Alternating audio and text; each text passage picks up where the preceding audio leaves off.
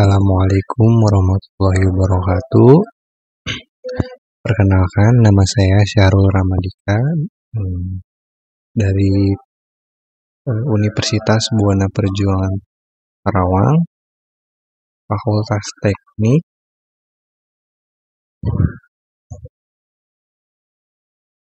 Di sini saya akan mempresentasikan proses manufaktur plastik untuk memenuhi tugas dari mata kuliah proses manufaktur.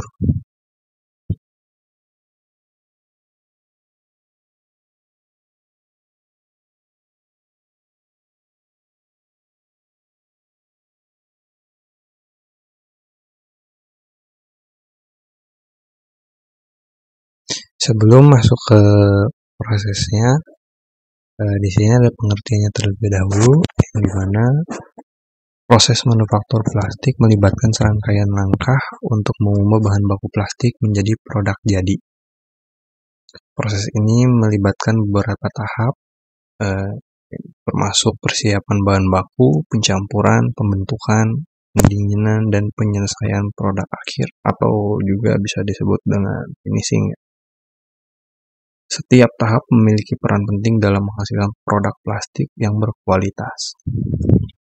Nah, kemudian di sini ada jenis plastiknya. Yang pertama itu ada plastik thermosetting, dan yang kedua ada plastik termoplastik.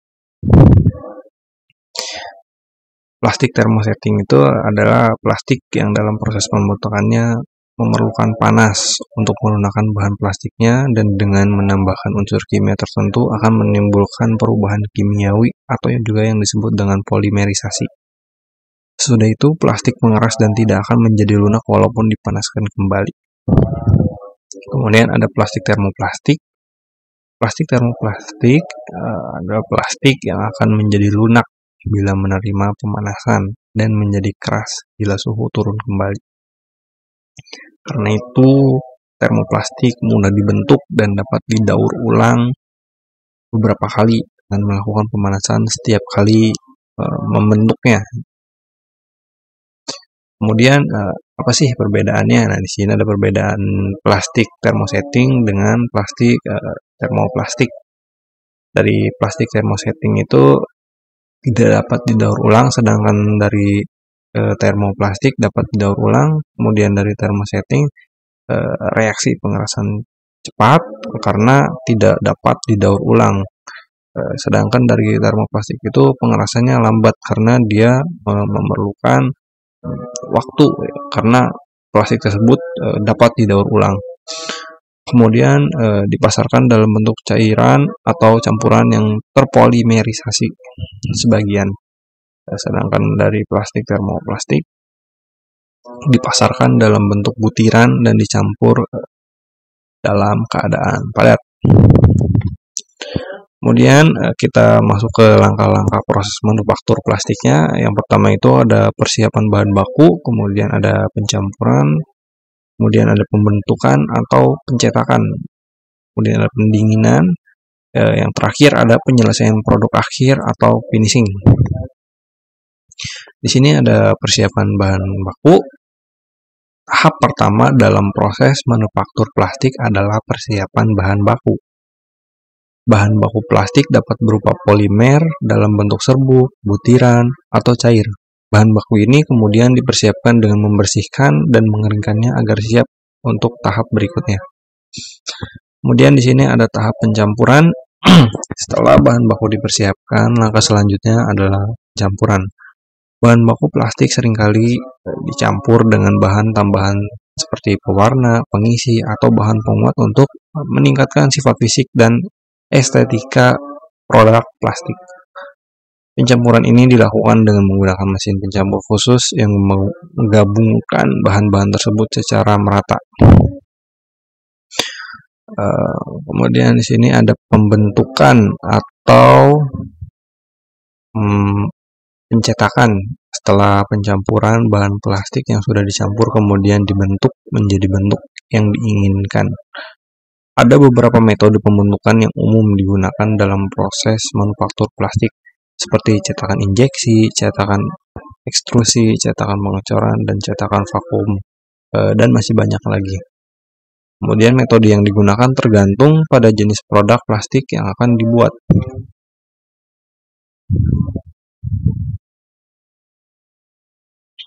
Kemudian di sini ada beberapa proses pencetakan dari proses manufaktur plastik ya, pencetakan plastik. Yang pertama itu ada cetak tekan.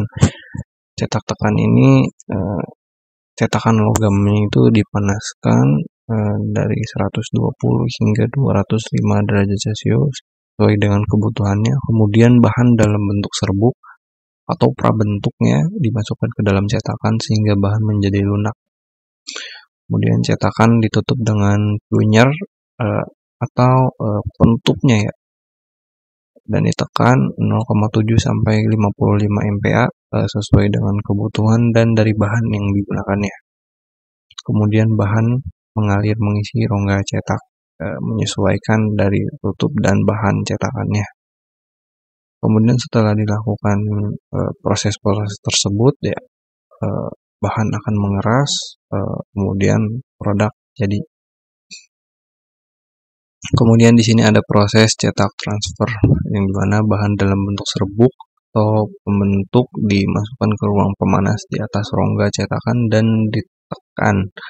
Sebetulnya dari proses cetak transfer ini kurang lebih sama dengan proses cetak tekan ya, yang membedakan di sini hanya dari cetakannya.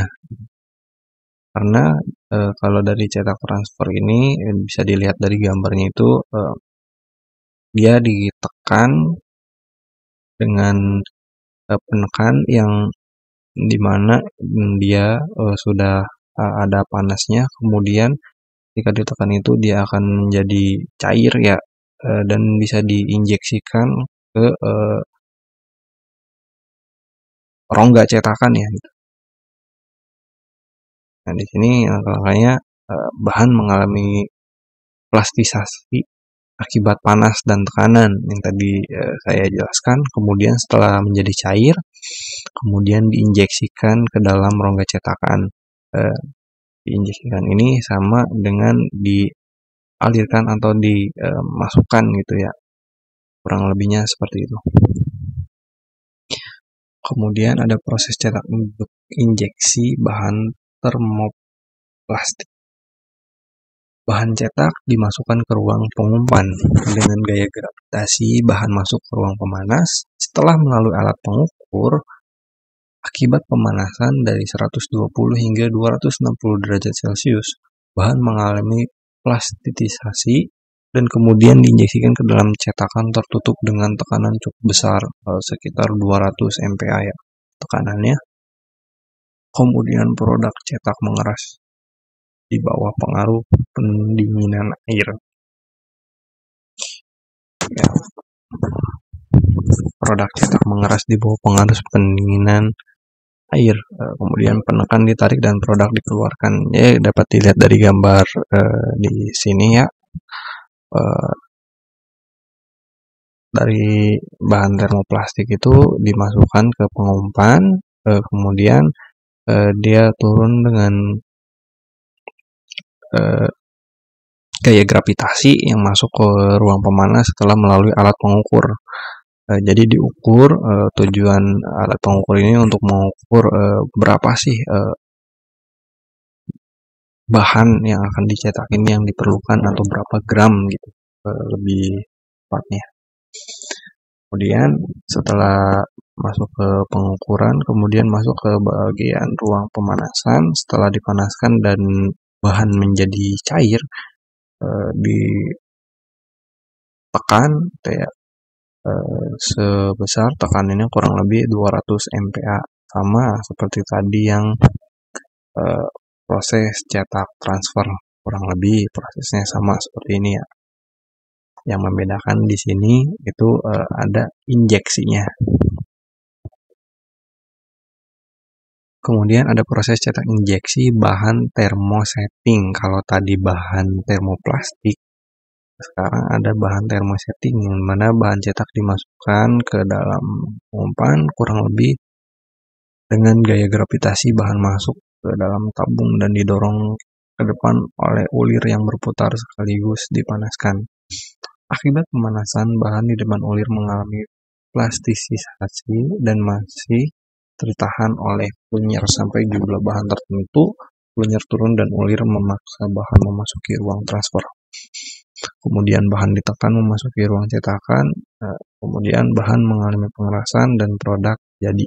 Ya, jadi di sini prosesnya sedikit berbeda ya, dan mesinnya pun berbeda dari proses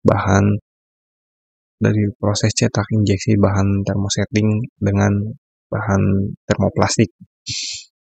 Yang membedakan di sini itu dari mesinnya atau dari prosesnya ya, karena di sini setelah dimasukkan ini didorong dengan ulir ya, atau berputar gitu mesinnya, sehingga mendorong bahan yang sudah dipanaskan dan kemudian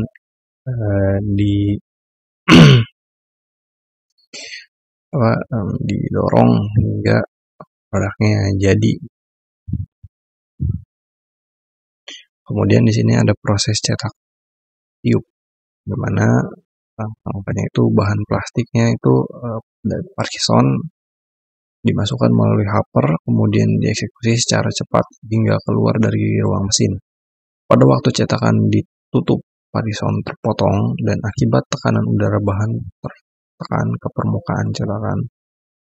Kemudian setelah produk cukup dingin, cetakan dibuka dan produk dikeluarkan. Jadi di sini dari bahan plastiknya Parkinson dimasukin melalui hopper ya.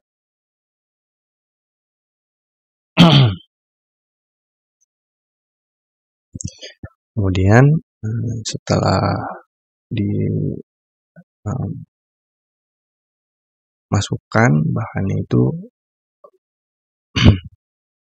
si Parkinsonnya itu ditutup, dikencangkan untuk membuat cetakan ini membentuk setelah ditiup oleh udara tekan ya. Karena di sini proses cetak tiup, jadi di sini ada menggunakan udara tekan.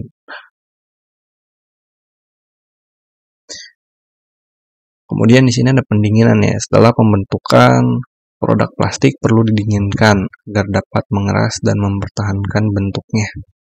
Pendinginan dapat dilakukan dengan menggunakan udara dingin atau air. Udara dingin yang dimaksud tersebut yaitu mendiamkan produk beberapa waktu hingga produk plastik yang akan dibuat yang sesuai dengan cetakannya tidak kembali ke wujud asalnya atau sudah menjadi bentuk atau wujud yang kita inginkan.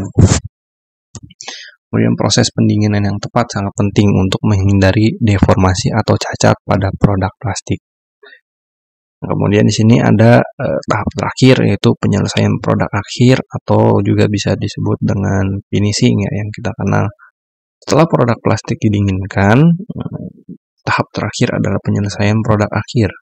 Ini melibatkan pembersihan, pemotongan, dan pengecekan kualitas produk plastik. Nah, ini biasanya tugasnya QC ya, kalau untuk di perusahaan-perusahaan itu, karena mengecek dan memastikan produk itu sesuai dengan yang diinginkan dan titik-titiknya itu presisinya betul-betul presisi, tidak ada yang patah ataupun yang cacat gitu. Nah, kemudian setelah dari proses pengecekan atau finishing tadi selesai, produk yang dikemas ya dan siap untuk didistribusikan atau digunakan. Mungkin sekian presentasi terkait proses manufaktur plastik. Kurang lebihnya mohon maaf. Assalamualaikum warahmatullahi wabarakatuh.